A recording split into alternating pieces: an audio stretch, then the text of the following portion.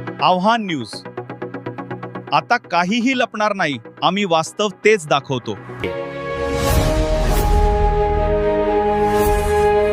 ते आता प्रत्येक मिटिंगला प्रत्येक विषयाला विरोध करत आहे आणि विशेष म्हणजे नगर शहराच्या विकासाच्या विषयांना सुद्धा विरोध केला जातो. ही गोष्ट चुकीची आहे.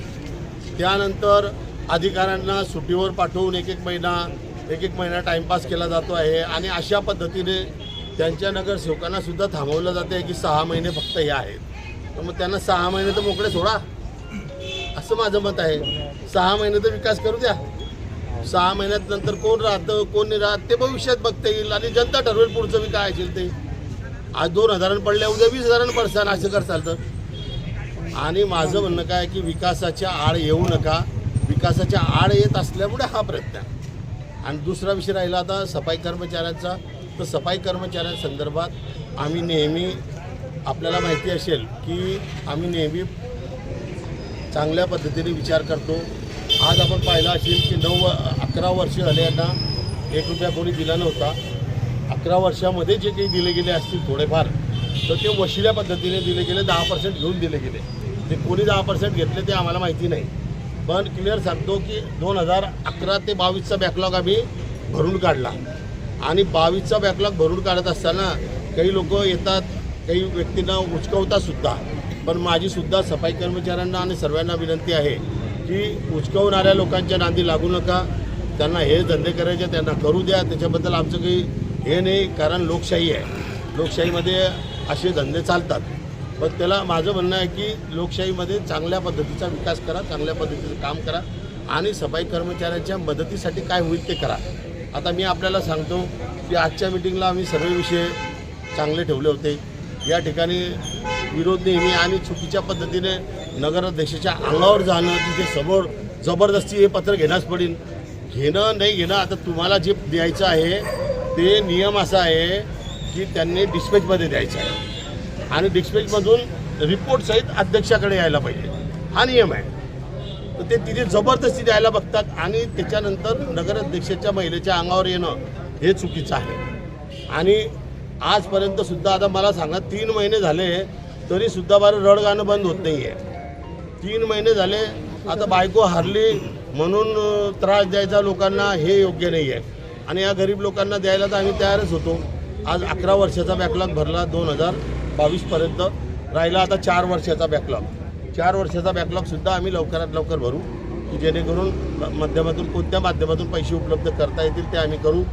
मी आपल्याला खात्रीने सांगतो की मध्ये 5 कोटी रुपये आले होते. पण ते 5 कोटी रुपये जे सफाई कर्मचाऱ्यांना द्यायला पाहिजे होते ते जर दिले असते तर हे आज परिस्थिती आली नसती. पण ते कचऱ्याचा टेंडरवाला कोण आहे त्याला दिलं. तो कचऱ्याचा टेंडर कोण आहे हे माहिती आहे तुम्हाला, मला काही सांगायची गरज नाही. आता ते मोठे माणसं आहे किराण्यावाले, मला काय आयडिया सांगायची गरज नाही कारण. पण मी स्पष्ट बोलतो की ते 5 कोटी जर या गरिबांना दिले असते तर आज ही वेळ आली नसती. पण आम्ही एकाही व्यक्तीला कमी पडू देणार नाही. त्यांच्या ज्या अडीअडचणी असतील त्या सोडू. आणि पगारसुद्धा आम्ही नगराध्यक्षांनी त्यांना सांगितलं की पगारसुद्धा येणाऱ्या महिन्यामध्ये 7 तारखेच्या आत पगार झाले पाहिजे असं आम्ही त्या ठिकाणी सांगितलेलं आहे.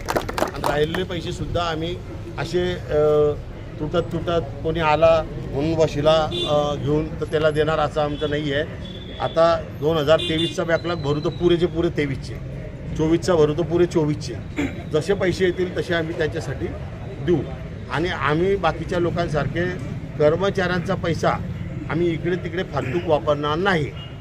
आणि एवढंच नाही तर मी सांगतो आजची सभा यांनी हे करायचा जो प्रयत्न केला आहे म्हणजे मागच्या सभेतसुद्धा विरोध केला आहे बाकीच्या विषयांना, विकासाला सुद्धा, बाकीच्या गोष्टींना. आणि आजची सभासुद्धा यांना उधळायची होती. आणि आजची सभा उधळायची का होती तर हिच्यात 500 पोरांना काम भेटणार होतं. ते 500 पोरांना काम आमच्या हातून भेटणं यांना सहन होत नाही आहे, हे खरी गोष्ट आहे. आणि दुसरा विषय याच्यामध्ये मी आता एक पत्र दिलेलं आहे की प्रशासकीय काळामध्ये जो भ्रष्टाचार झालेला आहे, जे ठराव झालेले आहे आणि जे बोगस पैसे काढले गेले आहे या सर्वांचा याच्यामध्ये माहिती घेऊन कडक कारवाई करावी. आज नगराध्यक्षांना मी तशी विनंती केलेली आहे. त्यामध्ये थर्ड पार्टी ऑडिटचं आम्ही मागणी केलेली आहे. ते थर्ड पार्टी ऑडिट करून त्याच्या व्यतिरिक्त एक महत्त्वाचा मुद्दा सापडलेला आहे की 4 वर्षामध्ये जो ॲलम पुरवला गेला आहे तो ॲलम कोणी पुरवला गेला हे पुऱ्या भुसावळ शहराला माहिती आहे. जनतेलाही माहिती आहे, कार्यकर्त्यांना सुद्धा माहिती आहे की ॲलम पुरवणारा कोण. जसं एक सांगतो आपल्याला की जशी बिहारमध्ये एक चोरी झाली होती कशाची, चाऱ्याची. तो जो विषय घडला होता तो होता लालूचा. तो विषय लालूचा होता. इथला ॲलम चोरीचा विषय कालूचा आहे. तर त्याची सुद्धा चौकशी करण्यात यावी अशी माझी विनंती नगराध्यक्षांना केलेली आहे. आणि माझा विश्वास आहे की ॲलम बिलम फालम सर्व बाहेर काढणार आहे. आणि आता यांची इच्छा आहे ना की मी सर्व बाहेर काढायचं, तर मी सर्व बाहेर काढणार. आणि त्यांचीच इच्छा त्यांनी व्यक्त केली होती की मी काही विरोध करत नाही, मी कुठे कंप्लेंट करत नाही, मी कुठे अर्ज देत नाही. मी अर्ज कसा देतो आता हे तुम्हाला समजेल. Subscribe now and press the bell icon. Never miss an update.